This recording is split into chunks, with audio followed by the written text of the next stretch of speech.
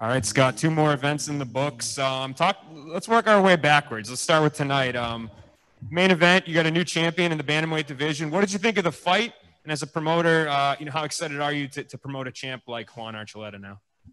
I mean, one's a special athlete, and you could just see the heart and the desire of both athletes tonight. And I knew it was going to be a war.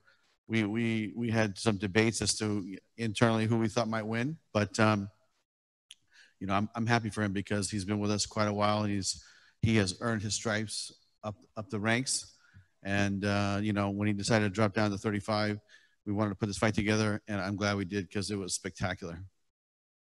In the co-main event, Neiman Gracie looked pretty good. You know, John Fitch retiring on the other side. So can you maybe talk about where you think Neiman fits into the division at this point? I mean, listen, Neiman's right up there, and I know he hasn't fought Lima. Lima's going to be a little bit busy, you know, for the next, you know, couple months, let's say. But at some point, you know, we'll probably put that fight together. But you know, Neiman Gracie is no joke, man. This guy is dangerous, and if he gets you on the ground, even stand up, his striking is getting better and better. And so when I think about Neiman, I think about a complete MMA fighter, not just a grappler. In the other half of the co-main event, John Fitch announcing his retirement. You know, did you think that was the appropriate call, or did you think that he, you know, could have kept going as a top contender for you guys? Listen, John Fitch has not lost in 6 years. I mean, the guy is a beast still, and he's a grinder, like McCarthy said. But, you know, it caught me off guard. I didn't know that, you know, he was at that point in his career where he felt that it was time to step down. One of the things that, like you and I, we don't know is what the body feels like and how it takes the preparation. Does it take him longer? Is it, you know, is it painful to get to that point where he could get ready? And maybe he just said, look, that's enough. My body's been through, you know, hell for the last, you know, so many years. So he's ready to just step down. And I think that, you know, he loves MMA, and I think he'll be involved somehow, but I can't answer because I don't really, you know what he felt like. But, you know, it was obviously time, and it was, like I said, a little bit, you know, it was a good moment because everybody gave him a standing ovation, and he lifted his gloves in the cage. But you know, you got to give your hats off to him, man. He's done everything that you can in this sport, and he's done it all, man. So, you know, I wish him luck. And last night's main event between Phil Davis and Machida. Do you think you have a new #1 contender at 205 pounds? Are you willing to say that? You know, I'll tell you, I think Phil did what he needed to do, and you know, those two fought before, and it was very close. So, you know, let's go back and take a look at the film one more time. But, you know, I think Phil's right up there. You know, so we have a couple matchups in mind. You know, that will kind of lead to, you know, the belt. But I think Phil looked great. He did a good job.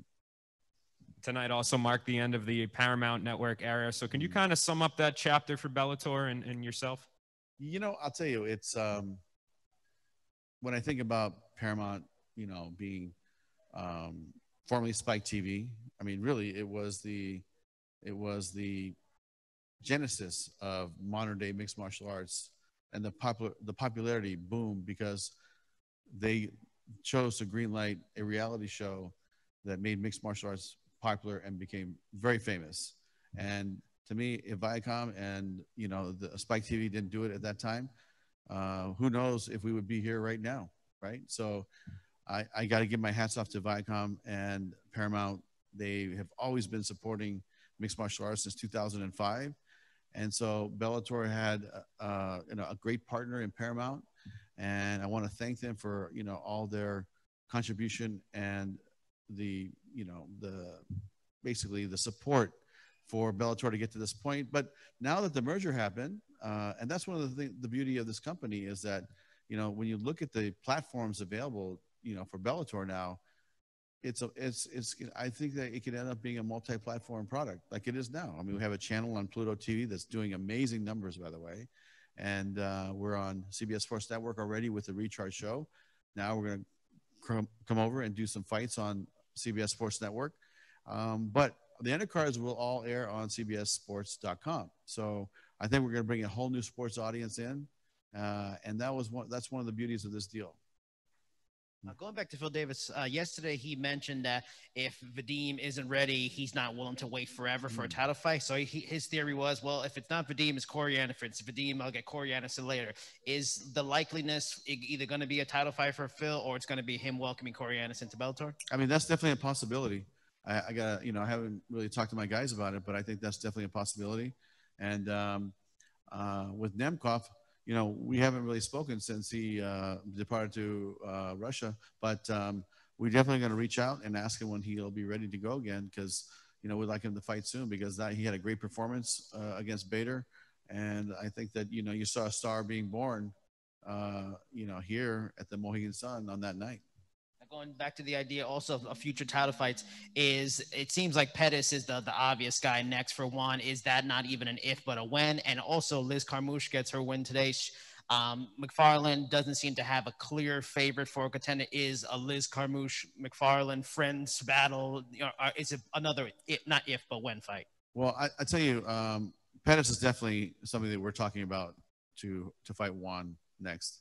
But at some point, you know what? Even in the near future, I wouldn't mind seeing a rematch of this fight. This fight to me was a great fight, and I think that Mix deserves it at some point. But in the meantime, I think that maybe him and Pettis should get it on. As far as Liz Carmouche, I understand that her and Ilima are not training at the same gym anymore, so they split gyms.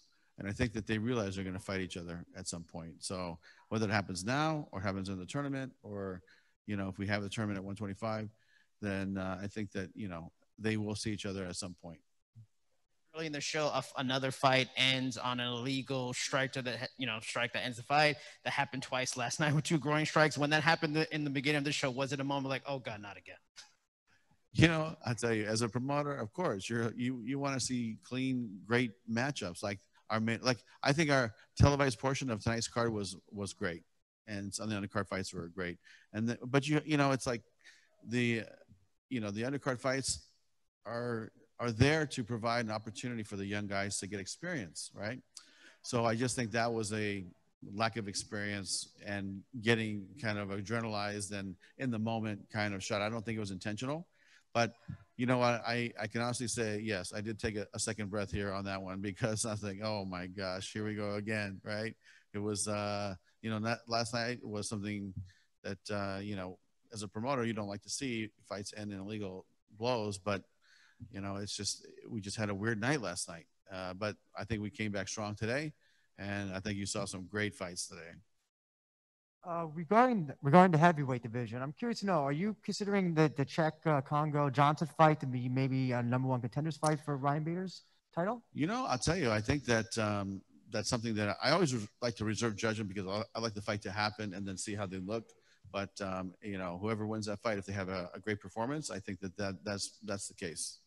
And also, Juan Archuleta seems to really want a show in Spain. Is that something that you're going to look towards to do, an MMA show in Spain? I'll tell you, I don't think he's going to want to wait that long for us to figure out how to get to Spain with all the travel bans and all the European restrictions. I mean, it was difficult enough to, get to Italy and Paris, to do these events. So Spain would be a whole new set of challenges, I think. But as you guys know, it's a very interesting time in the history of the world, actually, with COVID hitting and just the pandemic. It's not back to normal. And when it does get back to normal and we can travel and there's no restrictions, we would love to go to Spain and do a fight with Juan. But I think that's going to be a ways out. He's going to want to fight 1 or 2 times in between then, in my opinion. So, him fighting Horiguchi, because Horiguchi trains and lives in LA, that's something that, we would be interested in if he was available. I know that because he is a Japanese citizen, he could go back to Japan and fight on New Year's Eve or fight for Sakakibara when he needs to. But if he is available, I think we would love to put that fight together. I will take just a couple more from Zoom here. Jay? Thanks very much. And Scott, on the topic of Liz Carmouche, she did say that her and Ilima-Lei were willing to fight each other. They've talked about it for a while. In a hypothetical flyweight Grand Prix, then, do you see Ilima as defending her title throughout that tournament, similar to featherweight and welterweight? Yes, I think that the process will be the same. and that the champion will continue to be the champion until they lose. So that's that's going to be consistent with our tournaments, and I don't think this will be any different. Okay, you kind of touched on the other one, but in terms of Fedor, is the plan still 3 fights for him, or has anything changed with his status? Well, Fedor has 2 fights left, and both of them will most likely be out of the country. I say that with reserve because you guys know the situation. It's hard to navigate around, and every time we try to go outside somewhere, it's challenging. But I think Fedor, the plan was to do the 3 fights. We hit Japan on New Year's Eve last year, or the day before New Year's Eve. And then we want him to fight in Europe at some point. And then we want him to fight in Moscow to be his retirement fight. And that's kind of the plan for him. But we have 2 fights left, and we'll figure it out. But it's going to be sometime in 21. Thank you. Giancarlo? Hi, Scott. You just brought up about Fedor. Has he ever just talked to you, or have you had discussions on possible opponents? I guess Brock Lesnar is a name that's out there that a lot of fans have been speculating about. Is there interest from Fedor about making that fight happen? Yeah, I mean, as far as the Brock Lesnar situation, really, it's we threw it out to him through his people that we were interested in a Fedor fight. If he's interested, please let us know. Again, I don't even know if he's under contract. And we made it very clear, if you're not in contract and you want to fight Fedor, then please let us know. I'm not sure if he really wants to fight or not fight. I mean, but if he does want to fight, we'll definitely put it on. If he's a free agent, him and Fedor would be a great fight. Maybe that's something we could do in Moscow. And final one for me, Ryan Bader, losing the light heavyweight title, but he still has a heavyweight title. Have you heard anything on how soon he can get back into the cage? I'll tell you, we reached out to him today, actually, and through his management, and he said Ryan's out hunting, and he won't be back for a while. So give me a call sometime in a couple of weeks. So I'll let you know in a couple of weeks. Thanks, Scott. All right, last question, John. Hi, Scott. I wanted to ask you about Cris Cyborg. I know you announced on the broadcast today that she has a fight coming up in October. A little bit of a surprise. Everybody thought that she'd be fighting either a rematch with Julia Budd or maybe with Kat Zingano getting a win last night. Just can you touch a little bit about how you kind of came up with that matchup? And then are we going to see maybe a Julia Budd and Kat Zingano fight in the future here?